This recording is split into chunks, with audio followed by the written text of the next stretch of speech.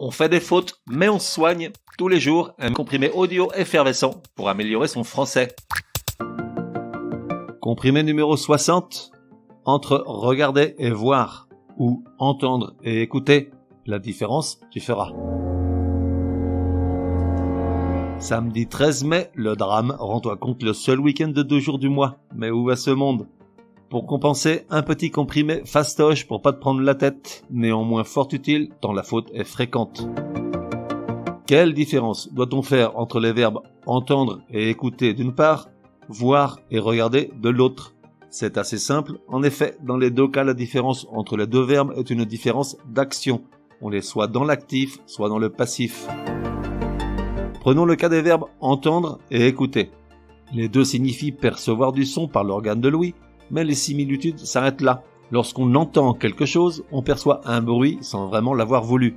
Il vient tout simplement vers nous, alors qu'on est passif. Exemple, Patrick entend qu'on le récrimine pour quelque chose, mais il est concentré sur le match et finit par oublier.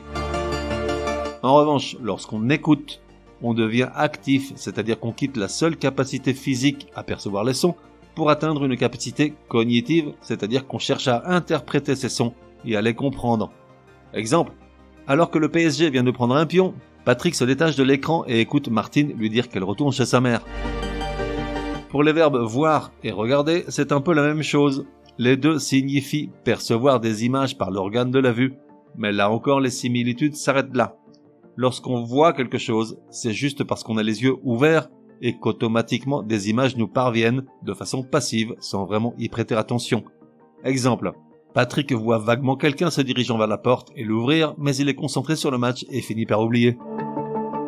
En revanche, lorsqu'on regarde, on est actif, on rentre en mode capacité cognitive. On enregistre les images qui nous parviennent et on cherche à les interpréter et à les comprendre.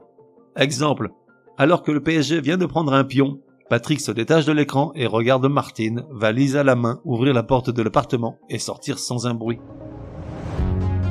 Résumé du comprimé numéro 60. Pour que ça rentre, comment bien faire la différence entre les verbes entendre et écouter d'une part, voir et regarder de l'autre ? En fait, d'un côté, on a des verbes résultant d'une action passive, entendre et voir. On perçoit des sons et des images, mais sans chercher à les interpréter. Exemple, captivé par le match, Patrick entend qu'on lui dit quelque chose et voit une silhouette se diriger vers la porte. De l'autre côté, on a des verbes résultant d'une action active, durant laquelle on entre en mode cognitif, afin d'interpréter et de comprendre les sons et les images perçues. Exemple, lassé par la piètre performance du PSG, Patrick écoute Martine l'envoyer paître et la regarde sortant de chez eux, valise à la main.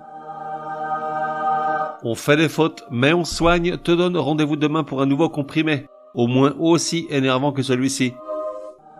Prends bien note, s'il y a une règle de français qui t'énerve grave, soumets-la à Martine et Patrick, ils seront ravis, aussi crétins soient-ils, de la décortiquer lors d'un prochain comprimé. Pour cela, une seule adresse, contact@uncompriméparjour.com. Enfin, n'oublie pas de laisser un chouette commentaire et tout un tas d'étoiles sur ta plateforme de podcast préférée. Ça serait drôlement chouki.